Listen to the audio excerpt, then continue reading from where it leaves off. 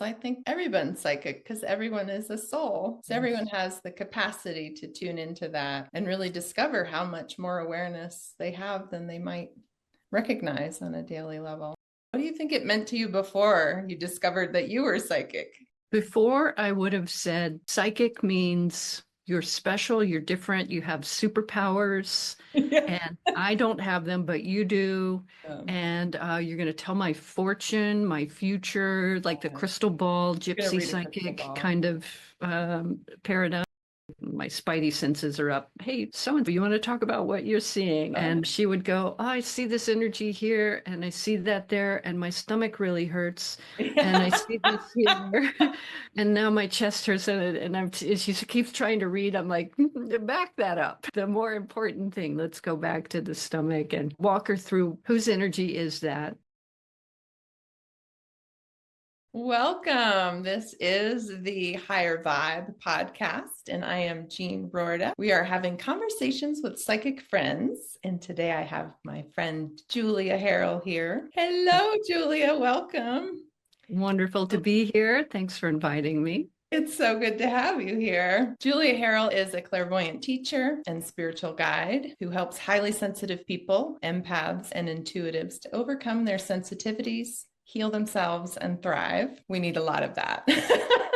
Thank you for your work in the world, Julia. So today we're going to talk about what it means to be psychic, because I think that word has a lot of different connotations depending on who you're talking to and the background of where they first encountered that word and its many meanings. And I'd also love to talk about the difference between being psychic and being a trained psychic, really having some connection to a teacher who's guiding you through the ins and outs of your sensitivities and psychic abilities. Julia, tell us, what does it mean if you said, oh, you're psychic? If you told someone, oh, you're psychic, what does that mean? What are you communicating with that word? I think depending on where the person is and what they can hear, what I'm communicating at that point is that you're spiritually tuned in, you're sensitive to extra levels of awareness beyond just the physical and emotional levels that we normally pay attention to. I think being able to tune in to those subtle levels. I didn't think I was psychic for a long time. It took me a long time to be able to accept that word, for sure.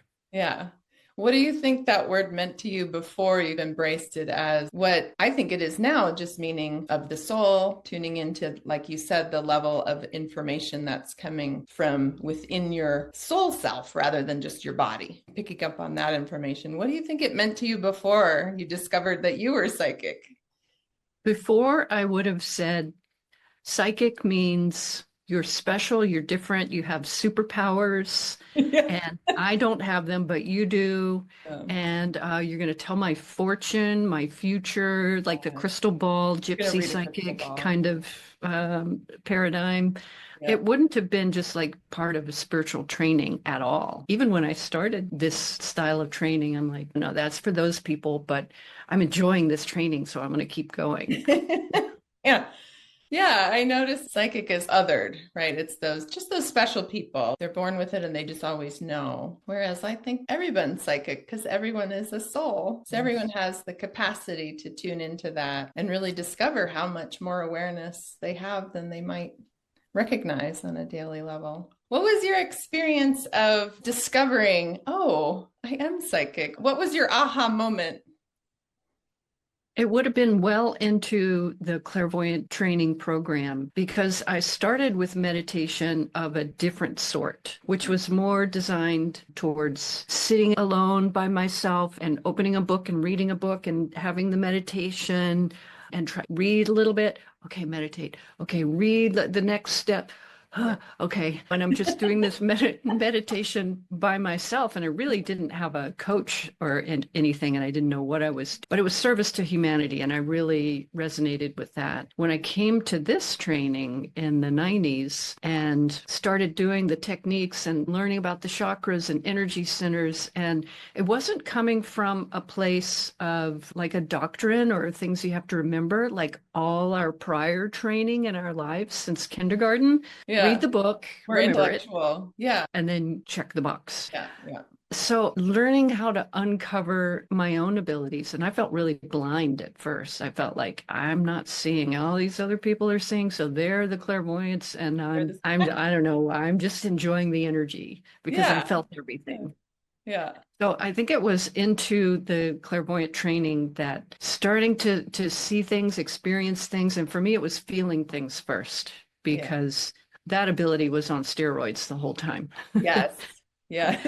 And really overwhelming. And that's why that's my specialty today is working with people that are sensitive, that are picking up extra energies. Maybe feel them first, feel people's emotions and stuff first, because that was the one I had to get a handle on. Yes. And I remember one time in clairvoyant training, and part of the training is you do readings, right? Yeah. And we're reading somebody, and I just, for the longest time, I'm like, I don't see anything. I don't see anything. I don't see anything.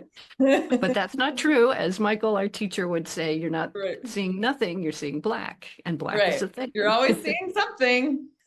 So once I finally peeled off the layers, and then I'm like, oh, I see a suitcase. Are you going on a trip? And she said, yes. And I thought, oh, I saw So something. exciting.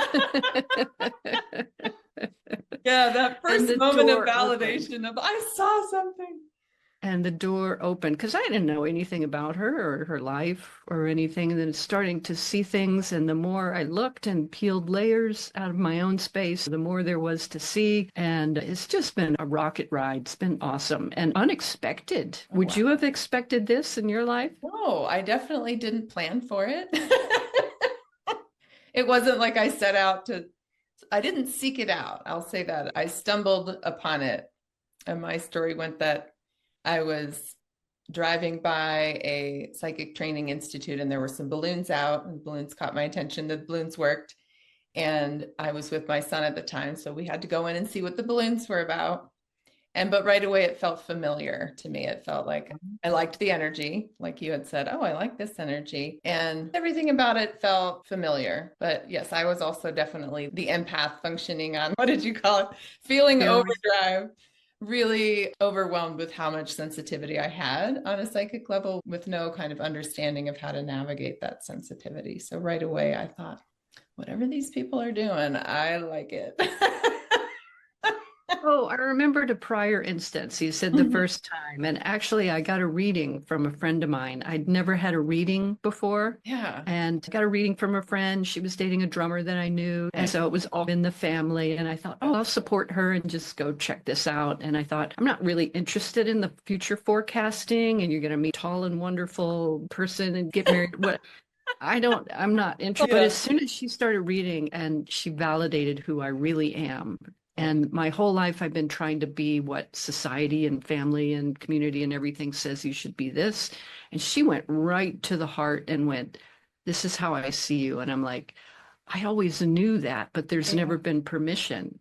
And Right. that was a game changer. That unlocked the door. It's huge. To be seen is huge. Yeah. Yeah. And there's very few people walking around really seeing that deeper level of people and also communicating and validating that. That's Do you huge. remember your first reading? I do. And it was the same thing. It was like, oh, I'm really being seen. The first quick reading I had, I was literally walking around Berkeley, and I didn't know that there was an enormous psychic center there. And I literally stumbled into one. Oh, how about that? Yeah, and had a quick reading and healing. And I think that the reader was attempting to be validating, but the way that the communication came across had a little bit of judgment in it. And so I was like, I don't even know what she's saying. But she said to me, again, with a little bit of a tone of judgment, you're healing like 10,000 people in your aura. And I was like, is that right? Is that good or bad? I mean, right. I was like, is that a bad thing? I don't know. But the idea was it was the first time that someone said hello to me on that level of, oh, you're a healer. Like you're a big healer. Like your energy is healing for other people. People like to sit in your aura because your energy is healing. And yes, nobody had ever communicated that with me. And it did resonate with me that it's just the way that it came across was a little awkward, but I did later, upon reflecting on what was communicated, I understood, okay, yes, people appreciate my energy. That's nice. But maybe the part about carrying them around with me in my aura. Maybe that's why life was definitely very difficult at the time. I was carrying too many people's problems around with me, too much pain for me to function well at the time. Yeah, that first reading can be a huge hello. I proceeded to forget about that reading. Until I encountered the psychic center again, a different one in Hawaii. Saw the balloon, went in, said, this is a very familiar energy. And my first longer reading was, very validating about just who I really was. And I hadn't really experienced that before. It was lovely. But the training itself felt super important for me at the time. I don't think anyone ever communicated why. It was just, I could sense that the sensitivities that I had were not going to be able to be turned down. And instead, I needed to use them for my benefit. So that's what it taught me. And I'm so glad that you teach this and that there are others teaching this, because I think there's a lot of empaths walking around kind of buried in energy and not really understanding how to shift that or even what that's all about. Like not even recognizing. Or that it even can be shifted. Right. Because I've been looking at some of the literature that people read out there, and I'm not seeing solutions. It's more, no, you're an empath. It's okay. And that's a problem, maybe. Yeah. And I think that's my concern, is that then it's building in even further that you have this problem, but it's okay to have the problem. Yeah. But to me, it's not a problem at all. That was the door opening to all these other levels, which I'd always been curious about. I was reading at the time, this like the 80s and 90s, I was reading every spiritual book at the time called self-help. And that was a new genre just starting to come out. And I knew when every book was going to drop, and I would go to Yeah, you were really looking. Bookstore. Yeah. I was really looking. I didn't look in clairvoyant direction. That wasn't around. So I was looking in these books, and I think this is nice information, but it's missing a real key part. Is you just think about things, but what about doing? Like, I'm a doer. So by learning how to run energy and stuff, it gave me something to do and adjust my energy. And it took practice. It didn't happen on the first time around that I could turn down everybody's emotions around me. It took practice. It does. It takes time to really get to know yourself and what the difference between your own energy and everyone else's energy is. But 100% you can shift. Absolutely can. Yeah. Got to be patient. The thing, obviously, we both learned too, is that we don't stay there about feeling energy. That's just one of the clairs. Clairsentience, of course, that then we're routing energy up to the upper chakras to see, hear, and know what's going on with your friend, instead of having to lower my energy to match it, to understand it. Yeah. That was a revelation. Oh, yes. Very exciting revelation. Oh, this is not a problem. Yes. This feeling everybody's energy. It's only a problem when we don't recognize where it's coming from, where that actual ability is coming from within us. Then we can redirect that creative power and that awareness to, like you said, a higher vibration, higher vibe. Hello. So that it can be used to support our own healing and the healing of others. I love that. So tell me another instance where you noticed a huge difference in just how you lived your life, how you navigated the world, in terms of the before you had tools or psychic training and after. What really shifted for you? Spiritual boundaries. So I think we learned the therapy boundaries first, and this was spiritual boundaries. And when I say that, I mean going along with the theme of sensitivity and feeling other people's energy and stuff. It was one step beyond that too. I didn't get the validation of healing 10,000 people in my aura, but I probably was too. You were because I'm very interested. If it helps one, then it helps a group. Yeah. So I have that kind of group natural focus of interest anyway. And I know early on, as far as I can remember, like even being in college or high school, and people coming to me and sharing their problems, and the boyfriend broke up, and oh, what do I do over here? And I felt, okay, this is right. They should be coming to me, and I'm supposed to have the answers. And I don't know what I blurted out. I'm sure whatever I thought was the answer at the day would be very different today. Yes. But the thing was, people were naturally coming in because I was a natural healer, and I didn't know it. for a long time. So that was a big shift in being able to just own my own energy and have spiritual boundaries to go, that person's going through their life lessons, and I can allow them to have their life lessons. It's not up to me to fix their life You don't lessons. have to fix it for them. Yeah, yeah. You don't have to solve every problem that everyone comes to you with. I love that hello, though, that you just gave to a clear sign that someone's a healer, right? When people come to you, you're a safe space. You're just naturally a safe, welcoming, compassionate energy. So people who don't even know you just come and start telling you, really offloading some of their stress onto you. And that's not a bad thing if you have, like you said, psychic boundaries, that awareness of what's yours, what's not, and just being able to have compassion without taking responsibility for all those problems that people. Tools. Yeah. Tools. For me, I love the do part, right? Going into action. I'm better at action than thinking about things. I would jump off the cliff and then go, there's probably a parachute back there. I'll be fine. It'll be fine. Metaphorically speaking. Yeah, pretty much. And now I forgot what I was going to say. A squirrel? I got stuck on the jumping off the cliff part. I was like, you haven't actually tried that, right? Is that a metaphor? Metaphor. But I love what you're saying is take the leap first and then discover on the way down. Or having tools, because it's one thing for someone to say, don't take on that person's energy. And you go, okay, here I am. Not taking on their it, right? You I'm go not taking on their energy. I'm not fixing it. Go away. Go away. Go away. That's the first response. Right. It turns into a game of resistance. Which just magnetizes, like puts bubble gum on there and just right.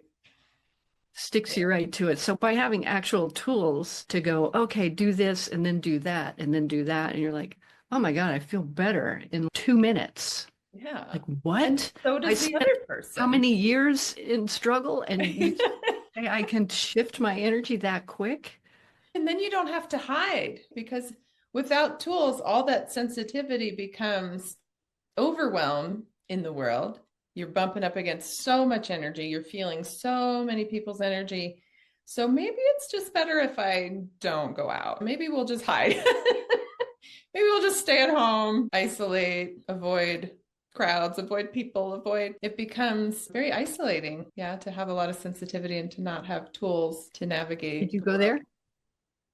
I definitely did. I always felt better alone, but because I'm also a healer, and even if I didn't have that word to describe myself, I knew that I loved people and felt better when I connected with others. So I would do the back and forth, go out, be social, and then, okay, now I need to be alone for several days to recover, connect with people, go hide. But yeah, in general, definitely avoiding putting myself out there in certain ways because it's just too much energy. Yeah, I didn't realize that for the longest time either. And I would fantasize about, oh, just let me be a monk in a cave somewhere. Yeah. Oh, that sounds great. I'll go and I'll meditate every day, all day, and I'll do the breath or whatever it is. And then life will be fine. And of course, we know that's not the case. That's not why we're here right now. We have to practice what we learn. We're here to be with others. Yeah. I know. Those past life monk experiences were nice in hindsight, right? Yeah, I'm sure a lot of spiritual growth takes place, but I wonder how many of them have to come back and then demonstrate what you've learned by working with others. And when I heard Michael talk about that, I'm like, all right, that fantasy is gone. I get it. I think I've done plenty of monk past life stuff. I don't need to recreate it. I can check those boxes. You've checked that box. It no longer needs to be on the bucket list because you've already been there, done that. Yeah. And that was another steep growth spurt for me too, was as I started teaching and giving readings professionally, I really could understand the lessons that Michael had been teaching us. This is Michael Tamura, our teacher, in case we haven't said. Trained by Michael Tamura, who's no longer in a body. He sits on my desk. Is he in eye shot for you too? Oh, no, I don't have a picture physically. He just shows up and laughs at me every once in a while. So. Yeah, dancing.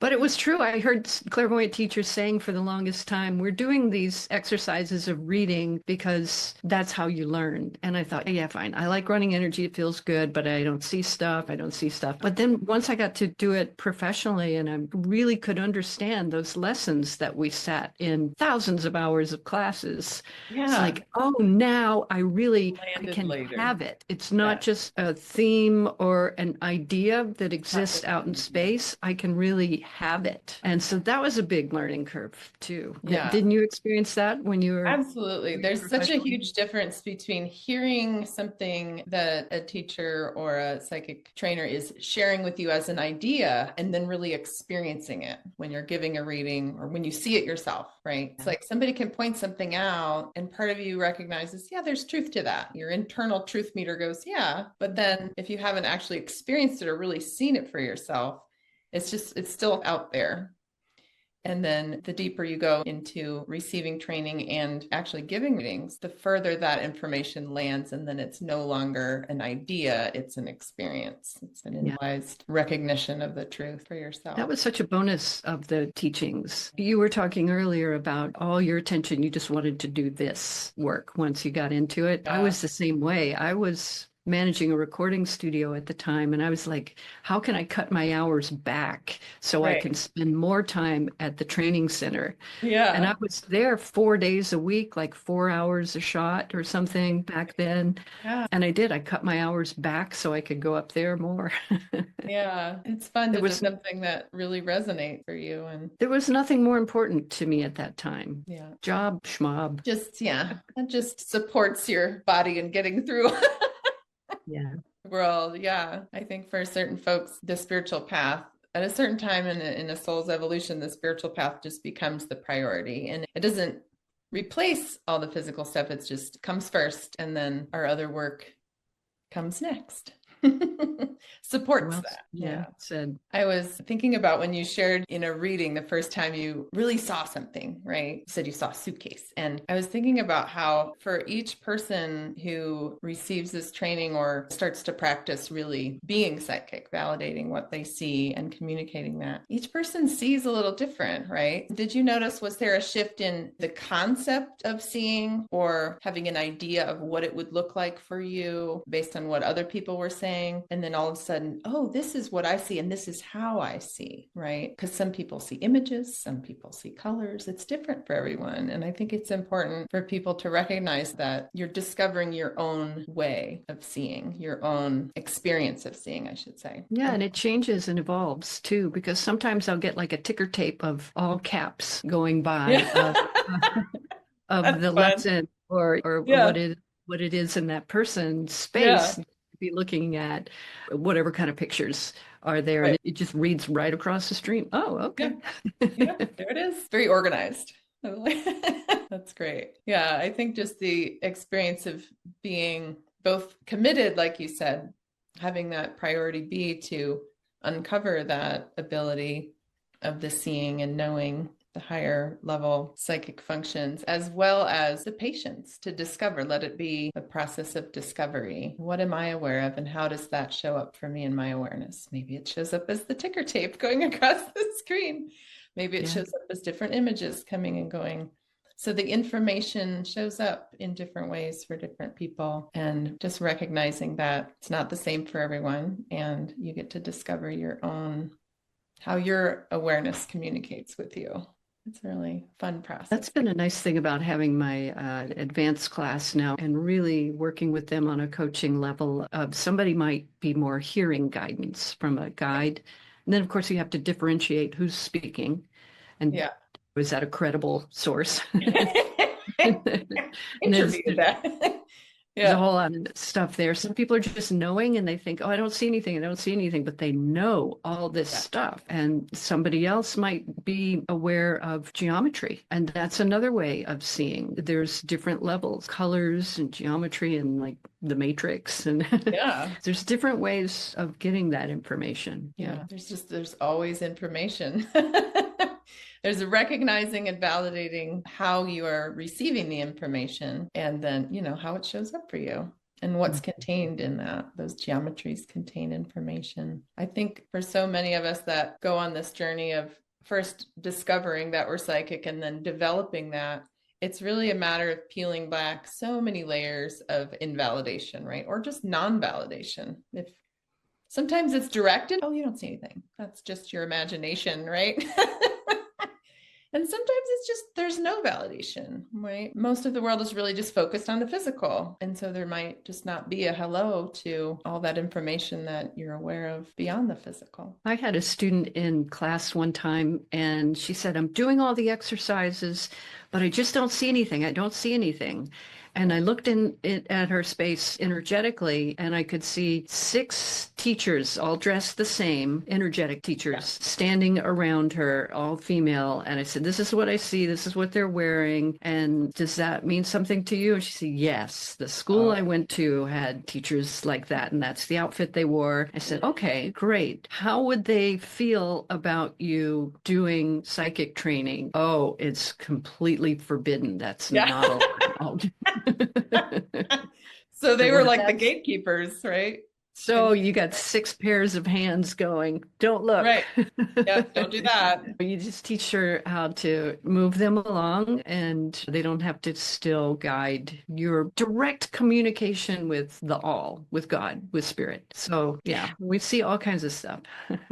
Yeah. And it's so validating to just see it and go, oh, that's so simple, right? It's not complex. It's not something you have to sit there and fight. I'm not seeing it. I'm not seeing anything. Just what are you seeing? And nothing. There's a lot of information contained in that nothing. And for you as the teacher and guide, because you moved past those pictures of I'm not seeing anything, you could see that nothing she was seeing was really a lot of fear, which looks sometimes just like black energy, a lot of not her fear. All kinds of stuff. I'm remembering a reading early on too. I went out to a spa once a month, and I taught a class, and then I gave readings and healings over the next couple of days. And somebody came in, and it was the first time I'd ever experienced, I'm sitting across from somebody and there's no information. I'd been reading professionally at that point, but I'm like, nah, I got nothing. But we use the tools and go, what am I actually looking at? Okay, it's beige. And then I pull back a corner if it was a blanket or something. Yeah, yeah. And you get the difference in the distance and everything. You say, oh, that's the partner holding up the blanket. Don't look, because I don't want you to know what I'm really up to. Oh, sneaky. So just as long as you don't read that relationship situation, it's so fun, isn't it? That's interesting. Yeah, never a dull moment. Every day, there's so much more to learn and grow every day with working with people. It's just never a dull moment, and we get invigorated afterwards. Don't you feel that? Yeah, a reading is so invigorating. Just like you were describing how you went into that reading, I often say this to my students and just to myself as I'm going into a reading, like, what do we get to discover now? You just go into the reading with no expectations. There's no agenda even. There's just, what do I get to discover with my awareness about this person or the energy in their space or what's going on? And that's what gives you the ability to, rather than stop when you see that wall of beige or it looks like I'm seeing nothing, that's what gives you the ability to go, I'm seeing something. Let me discover what it is. Oh, it's beige. Okay. And you just keep going. And I think that's invigorating, because when you're doing a reading from that place of awareness of just discovery and keep going, your energy's flowing, it's moving. The energy of your creativity and awareness is able to move, right? Rather than just stopping. And that's what's so draining of our energy when we just stop. We just, oh, nothing here. Got to just throw in the towel. But when we can say, oh, this is something, let's discover what it is, then our energy can keep moving and it's invigorating. Then you discover what it is, and that's fun. Too, the difference in, we talk about the analyzer and your intuitive place in your head and like the library of learned things in our life, we call the analyzer. And the difference of looking from there, because I remember learning to read early on, and somebody says, oh, blue. So blue means this. Right. Okay, somebody said red, so red means this. Right. No, it doesn't. Right. That's being in the analyzer. And that's a really hard one to break, because we literally have been trained to read and remember things, read a book. Right. The teacher gives you the book. Right. The catalog of information. You remember it and you Mhm. take a test on it. Yeah, you And regurgitate that information. that's how you learn. So the Right. natural tendency in going into reading energetically is somebody said yellow means this. So now I have to make a story out of yellow, what the other Right. person said, instead of just really being in the moment In the moment, exactly. and discovery. What does it mean? I don't know yet. Yeah, I know something, but I don't know what I know yet. Mhm. Discovering what that something is. Yeah, And that's a huge part about it. and the fact that there's technique. So it's not just think about this and do that. It's, oh, move, shift your awareness here, align here, look there. Boom. So again, I love the action steps. Yes, I love it. Action oriented. That's interesting because I'm seeing that now that it can be framed as action. I think I always frame it as receptive, just sitting back and being receptive. But that's what the tools are. They're action steps. There are tools towards opening up that receptivity and that capacity to just discover rather than analyze, to be a little bit more in the intuitive mind rather than that. I'm saying back here because that analyzer sits right behind there. Yeah, But it's a whole don't you different. find that we're both professional musicians too? So it's very much like learning an instrument. At first, you learn, okay, here's the scale up and down, and then here's the next scale up and down, and it's just technique. But after a while, when you're improvising, it just flows, it just Right. comes out. It's Yeah, it just might there exactly. because It you've might done all the start technique. as these things that you're doing and it feels a little clunky, but then once you really get it, those tools are internalized, right? That method, and then it just flows. Yeah, I love that analogy. That's a perfect analogy. Those techniques and methods are really just doorways into a space that flows. When you're playing music or reading someone clairvoyantly. I love that. What else would you like to share about experiences with both teaching people how to be psychic and just teaching people to recognize that they're psychic? Recognize that they have these soul abilities that are being used all the time without being recognized, or maybe just sitting dormant in the background, not even being used. There's so many spiritual seekers out there right now. You just look on social media and there's so much going on, and there's such confusion about should I follow this path or that path, or this person has this many followers, maybe they have the better information. It's confusing, right? It's TMI at the moment. There's so much Yeah. information out there. Yeah. I think it takes a degree of self recognition and knowing an intuitive capacity just to find one's path, because that happens on that intuitive level. If you're approaching it from that analytical level, it can be very frustrating and more like the spiritual buffet line, right? Where I should try this because this has this information. Oh, nope, now I got to try this because this has this information. Or I get a certificate over here. Yeah. Or yeah, if you're approaching it from I need to get this kind of validation, this certificate, this experience. And I think folks that find this kind of spiritual path of developing their psychic awareness are really already at a certain degree of operating from their intuitive self, because that's the part of them that recognizes there's something familiar about it. There's something that resonates with them. I don't think you can analyze or think your way into that. It's more of an intuitive knowing of just, yeah, this feels right, or this resonates with me, or there's something familiar about it. Sometimes I call it that internal truth meter, the internal GPS that just goes ding. This is it. Would you say the folks that you teach, students that come to you, this is, even if you would call it a beginner class, would you say that they're beginners, or where are they on their spiritual path? No. Not at all. My advanced class that meets tonight, it's called Practical Healing, Bringing Your Spiritual Tools to Life. So they're learning readings and healings as an exercise to work your own space, but with the focus on what happens to me when I'm working with somebody else. Yes. And that group is just, they have no idea how good they're reading, what a high Yeah. level they're working at. They're like, oh, I only saw this and this. I'm like, that's amazing.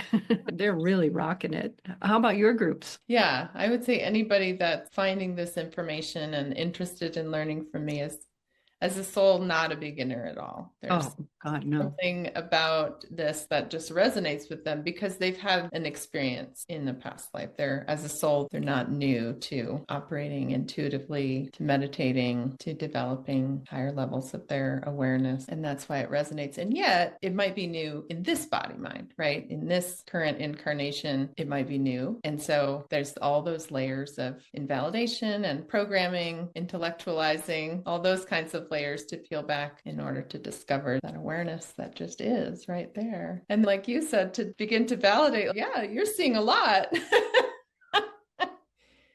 Yeah, I love that the class tonight that you're having approaches it too as recognizing what's going on within them. Because when we're giving a reading, it's not just for the person we're reading. It is when two or more are gathered, there is healing for all, right? But to recognize that, because as healers, so many of us are, I could say programmed to, but it's more of just where we're internally focused before we recognize that our job is to heal ourselves. Healers tend to be all about like, how's this person doing? How's this, right? We're the givers, the caretakers. We're outwardly focused on taking care of everyone else. And so it's huge to learn to make it about both. Like you can include yourself in that healing.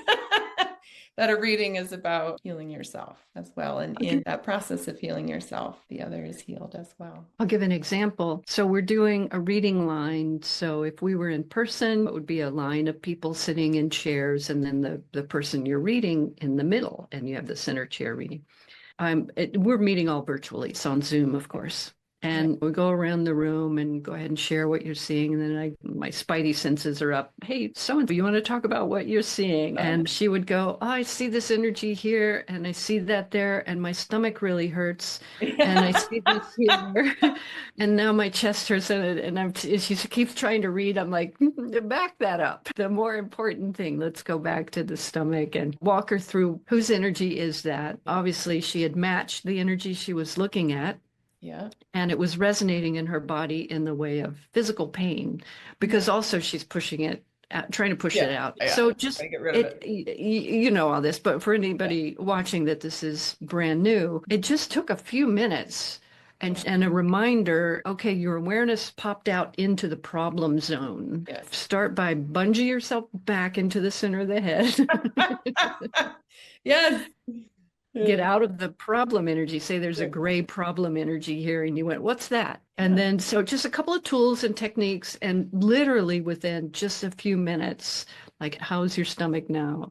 I don't feel the pain anymore. So great. Yeah. It can change. It came on that quick. It can change that quick because it wasn't her problem to solve. It was just a matter of mechanics. And it wasn't something you ate.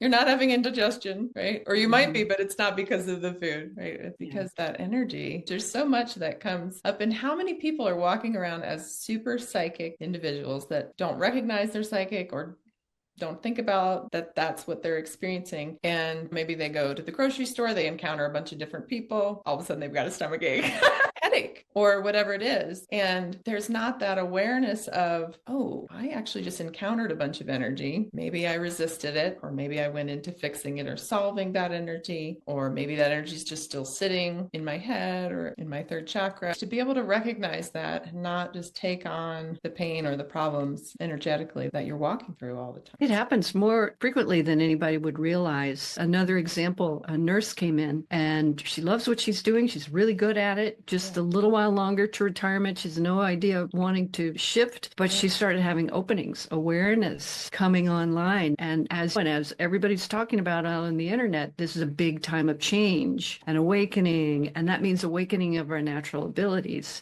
And so she started being really aware of her patients, so much so that before she would open the door for a patient, my leg hurts. She would match the person that just had leg surgery. Oh gosh. And I could barely walk in the room. And so if you're picking up every client, they have a lot of patients. A lot of patients, if you're picking up energy from all your patients all day long. But because she was a big heart-centered person, she also felt it a lot in her chest and like a hard time breathing. And her solution was, I'm going to have to leave nursing. I'm like, no, wait. Yeah. there's stuff you can do that's natural to be coming online right now, but you don't have to run away from it. You can learn to harness it and go, Yeah. oh, room 8 needs something. Boop.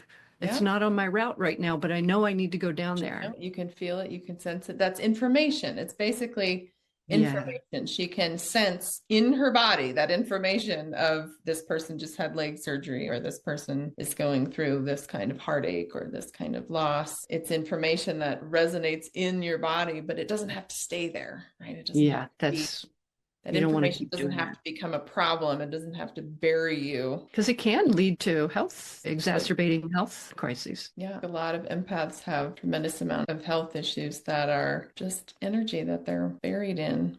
Doesn't have to. Michael used to always enjoy telling us, yep, healers are some of the Yes. sickest people I've ever met. Right. And we're going, that's not helping. I know. But I can laugh now.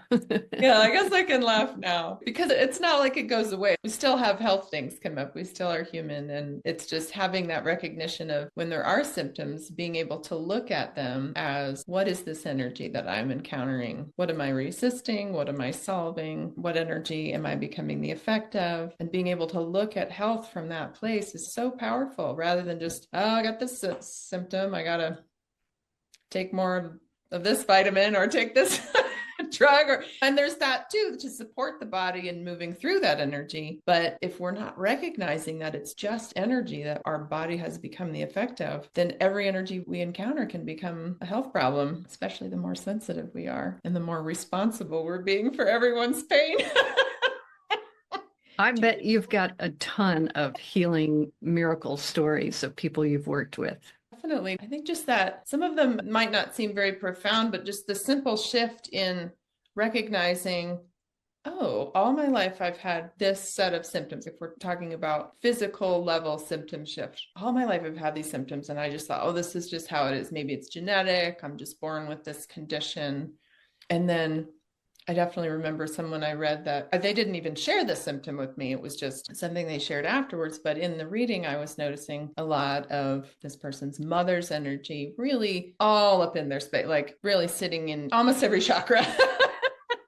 And it was mom's pain. It was basically a very strong healing agreement. This woman had come in to really help and heal her mom quite a bit. And so her mom's guilt was in this area. Her mom's shame was in this area. Her mom's regret was in this area. Her mom's I'm not good enough was in this area. All of this mom's pain was in various areas. And as that was moving during the reading, just with a simple hello and her internal decision to, oh, I don't have to solve it. That's not mine to solve. I can't solve that. In letting that go, she shared with me later that there had been, I don't remember what her diagnosis was, but very severe autoimmune physical symptoms that really shifted for her, and a lot less pain in the body. Fibromyalgia, that's the word. I don't always know what the physical level symptom words are for these things, but that kind of just everything's achy all the time. There's just so much physical pain, and that shifted a lot for her as well. For me, it's just fun to go into that space where I'm not trying to fix or solve that for her. And it was probably good that she didn't share that with me ahead of time.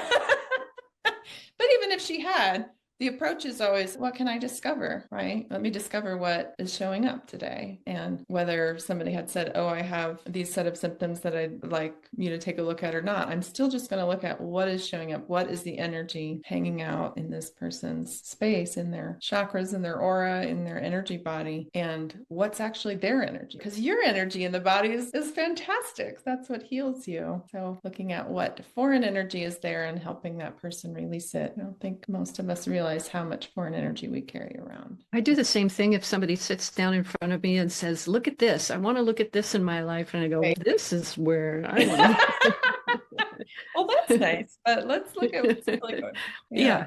Yeah, Right. because Oftentimes we have a mental concept that we've created about what we're experiencing, and then we don't notice what's actually going on. I know I watch a person's talking. I have my eyes closed and I'm looking in meditation and they go, look at my left shoulder. And I'm like, Yeah. All the lights, like the Yeah. stoplight shows at the first Yeah. chakra. The first chakra is really going off. We need to talk about that first. Right. And maybe that is part of what's going on there. Exactly. It's usually energetically connected, but it might not show up physically in the place that the person is feeling it or where they think the problem is or what they think the Mhm. problem is.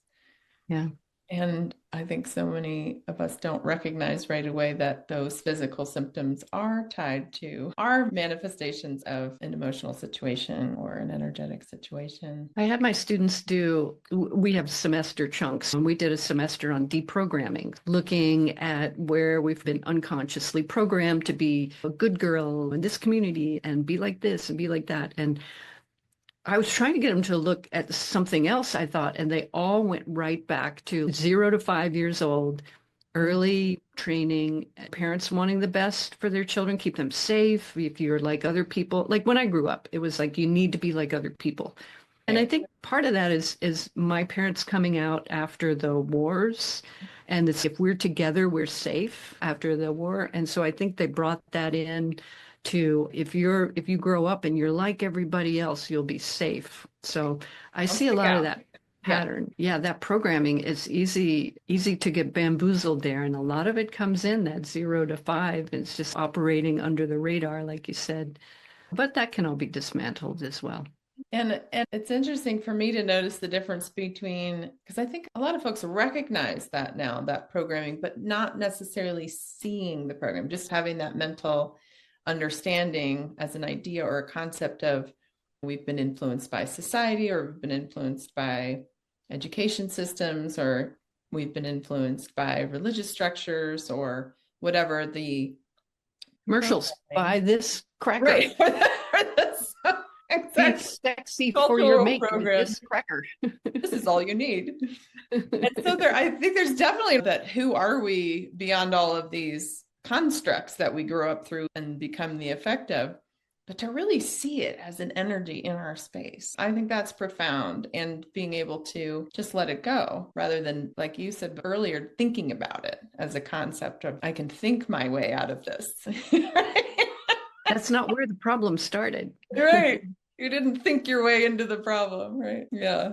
That's a big recognition. For me, it was a big recognition because I recognized that I had matched a lot of different social, religious constructs, cultural constructs. But even if you know that you've done it, it doesn't mean that you can recognize the energy pattern because it's below the surface. It's in what we might call the subconscious mind. Because from 0 to 5, like how conscious were you? You were like a little energetic sponge.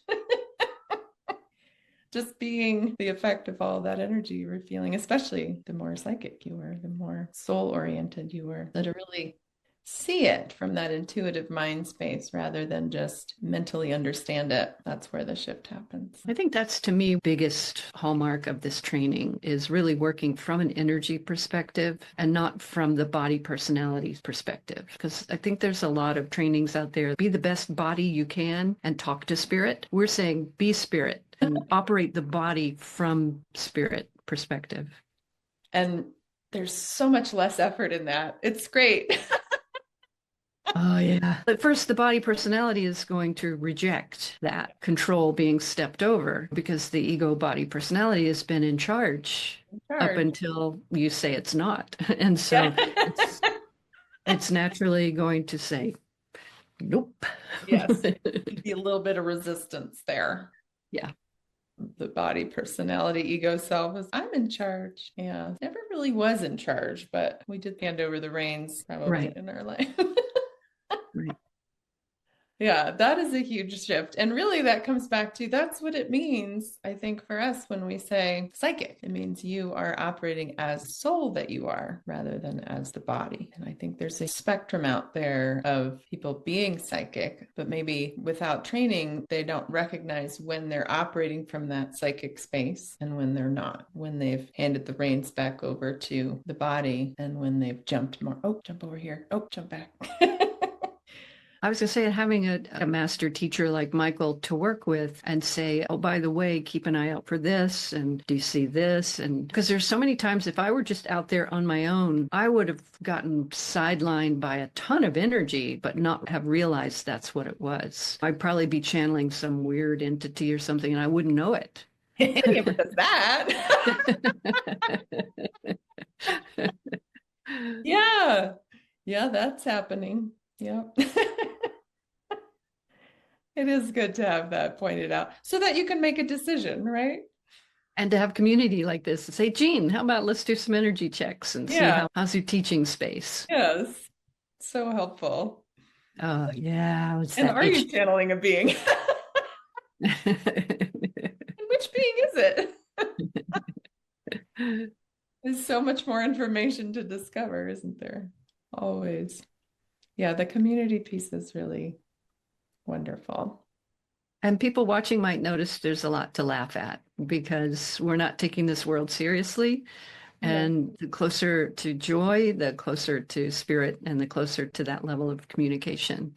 And I remember at first being in class and they go, you got to, it's like, you need to smile, you need to laugh. I'm like, ha. It just wasn't there Yeah, yet. yeah. There was a lot of heavy, serious energy I had to plow through, but now it's just completely, what else would there be? Yeah, that's beautiful. I love it. Laughing's always come easy for me, but it wasn't always in the body laughter. I think what I discovered was initially laughter. I've always had laughter, but it was often that, oh, I'll just pop out of my body because it's a lot more fun up there. Now there's a more of a recognition of when I'm popping out, and there's not a judgment on it. It's just, yeah, just knowing when I do and being able to come back and have that amusement in the body as well and move whatever seriousness was there. I associate serious energy with often control, right? And fear. And so I think if folks are wondering, why do they laugh all the time? Because We don't take this life seriously. yeah. Have you ever tried to control someone who's laughing? Can't do it. It doesn't work. Yeah. Do you ever sense or see that this is getting into a whole different topic, but I'm very interested in sharing about it, that as a psychic person, putting yourself out there as a clairvoyant teacher and really offering that level of amusement, that level of joy, people to access that level of joy within themselves. Do you ever experience being the target of more anyone or any groups not wanting that for either you or anyone else?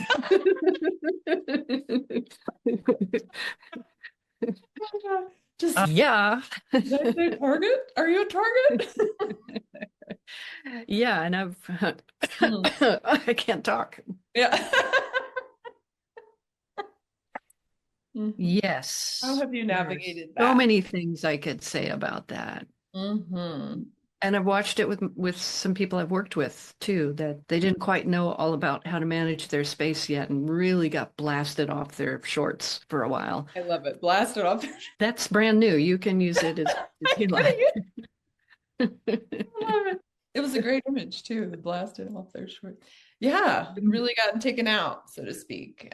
Yeah, I woke up really sick one morning. Sick. What happens when you're sick? Yeah. And I had been giving readings and teaching and stuff, and I was so joyful. And I was in this area visiting, and people were coming to see me, and they were so excited, and they leave, and they're ecstatic, and they're joyful, and oh, I feel better, and everybody's happy. And there was this person who has a particular religious background who never spoke with me, never asked me any questions, seemed to just ignore all the joy that was going on and decided that, I don't know, we're of the devil or something, which couldn't be more opposite. I'm teaching people how to see and know. Devil worshippers love to laugh. Teaching people about Christ's teachings, really. How to get the original teachings. But yeah, she got together with the group and prayed negatively for me. And I was so sick. So sick. And yeah, it happens. And I can't stay there. I can't stay in a pity party. We're part of this bigger group of clairvoyants. So I called a buddy. I'm like, help. I don't know which ends up and I don't know what's going on. And they went right there. They didn't know.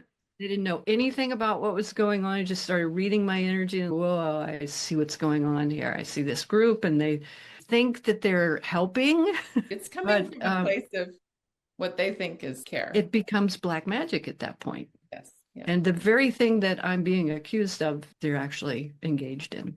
Yeah. You go back to joy, get a friend and get an energy check and Some move that amusement. energy out and pull my head out of the toilet and get back to work and keep working with people because that's where the magic is to really keep working with people. And there's nothing better for clearing energy and helps me, helps them. Yeah. It's just such a win. How about you? Have you experienced Oh, some of yeah. these things? It's amazing how real energy is in the body.